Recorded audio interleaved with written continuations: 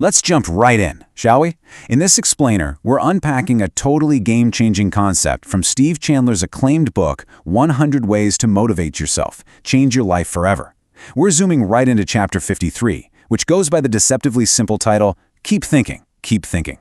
Now, Chandler presents this fascinating, honestly kind of counterintuitive idea here. He argues that all human motivation fundamentally boils down to one thing: continuous thought. Think about it. Every single action you take is preceded by a thought that actually sparks that action. So when we quit thinking, our motivation literally just dries up. It's a powerful paradigm shift, and by the time we wrap up today, we're going to completely dismantle how you probably view optimism and pessimism. Okay, let's dive into this. Are optimists just naive dreamers, while pessimists are the true realists? I mean, if we're being honest, our culture feeds us this exact stereotype all the time, right? We just automatically assume that pessimism is the same thing as practical realism. The logic goes, if you're expecting the worst, well, you're just being realistic. And on the flip side, if you're always expecting the best, you're probably just some naive dreamer who is totally disconnected from the harsh realities of the real world. In fact, pessimists will almost never call themselves pessimists. In their own minds, they're firmly convinced they are the only realists in the room, and they're usually in the corner kind of sneering at the people who are always blue-skying everything. To see just how deeply baked into our society this stereotype really is, just think about the classic Broadway musical South Pacific. The heroine actually sings this line, sort of apologizing for herself, calling herself a cockeyed optimist who is just immature and incurably green. The lyric goes, "Stuck like a dope on a thing called hope, and I can't get it out of my heart." And you know, that just perfectly captures society's view right there. We treat the optimist like an immature, giddy dope who relies purely on emotion, something fuzzy from the heart. Rather than logic from the head, we literally treat optimism like it's a lack of intelligence. But as you'll see, Steve Chandler's work shatters this illusion completely. So the crucial point is we absolutely need a new definition here. Alan Loy McGinnis, who wrote The Power of Optimism, hands us this brilliant term, tough-minded. I love that. True optimism isn't some fluffy, feel-good emotion. It's a rigorous mental exercise. A tough-minded optimist is someone who looks at a problem and flat-out refuses to quit thinking, while a pessimist hits an obstacle and just completely shuts down their brain. The optimist keeps thinking, keeps turning it over, until smaller possibilities finally open up. They are actively using their intellect to carve a path forward. It's not about ignoring reality. It's about actively thinking your way right through it. Because, well, here is exactly what happens when you don't. Chandler's core thesis warns us about this terrifying thing called the downward spiral of passivity. When you run into a messy, overwhelming situation and you throw your hands up and decide it's hopeless, what you've actually done is quit thinking. And as soon as the thinking stops, boom, the motivation to act just vanishes. You slip straight into pessimism, and that pessimism leads to even less thinking. It's like a cancer. It feeds on itself, creating this deep, dark downward spiral of negativity and total passivity. You just literally stop moving. Let's ground this with a super relatable example Chandler uses in his seminars.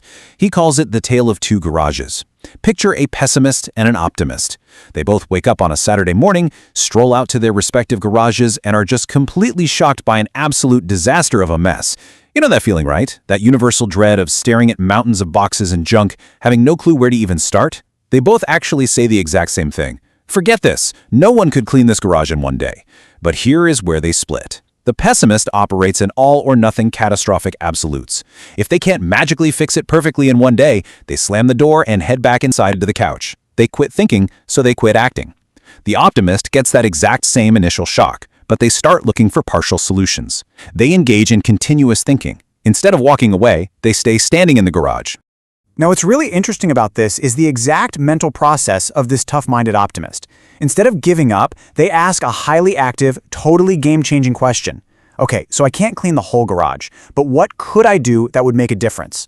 They are using their brain to slice a massive, paralyzing problem into actionable, bite-sized chunks. They decide, hey, I'll break the garage into 4 sections and just clean one section today. Even if they only do one section each Saturday, the whole place is spotless in a month. While the pessimist is still stuck with a filthy garage, the optimist has engineered a complete solution just by refusing to stop thinking. And look, this isn't just some hypothetical theory. A woman who actually attended one of Chandler's Las Vegas seminars applied this exact partial solution strategy to her own daily life. She used to come home from work, look at her massive pile of dirty dishes, curse at her kitchen, and do absolutely nothing. It was classic pessimist all-or-nothing paralysis, but she flipped her mindset. She decided to pick just one small part to clean, maybe wipe a certain counter or just do the dishes in the sink. She later told Chandler, "By doing just one small part each night, I never resent the work, it's never overwhelming, and my kitchen always looks decent. It's brilliant." She literally conquered her daily resentment just by taking a small action, creating this constant, empowering feeling of progress.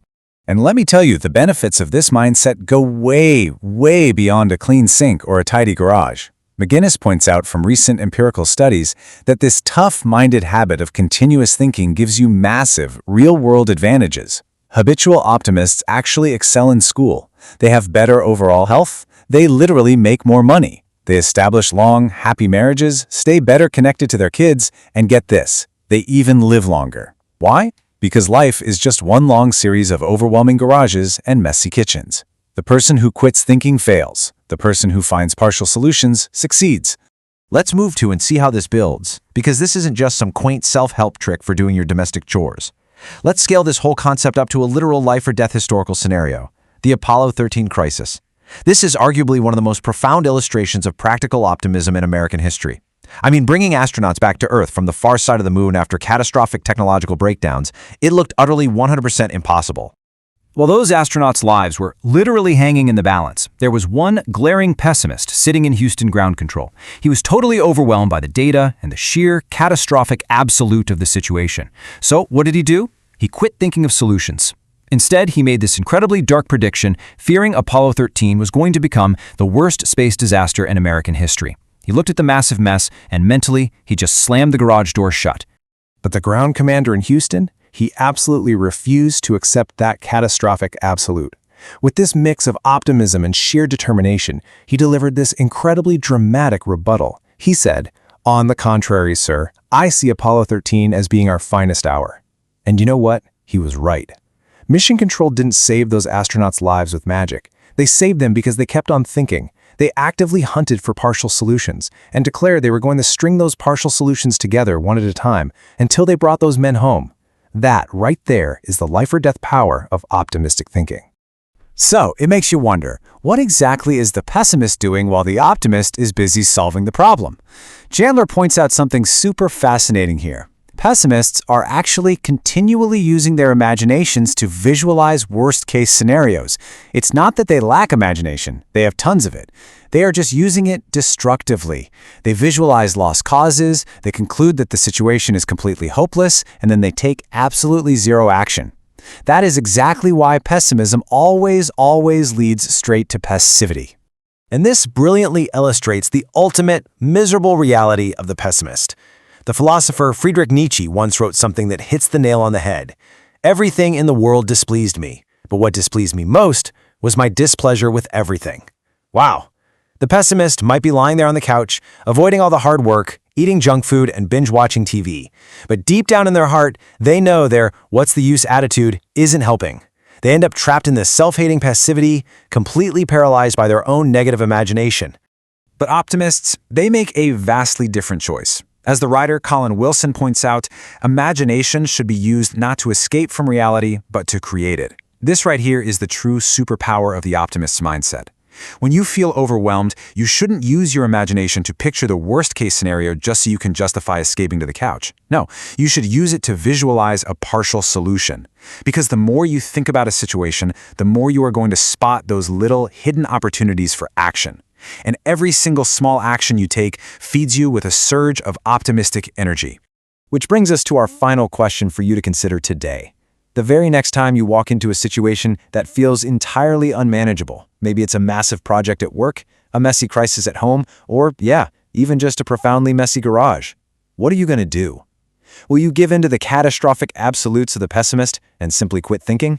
Or will you embrace the tough-minded mindset of the optimist, string together those partial solutions, and use your imagination to actually create your reality today? The choice, and the motivation that follows, is entirely up to you. Keep thinking.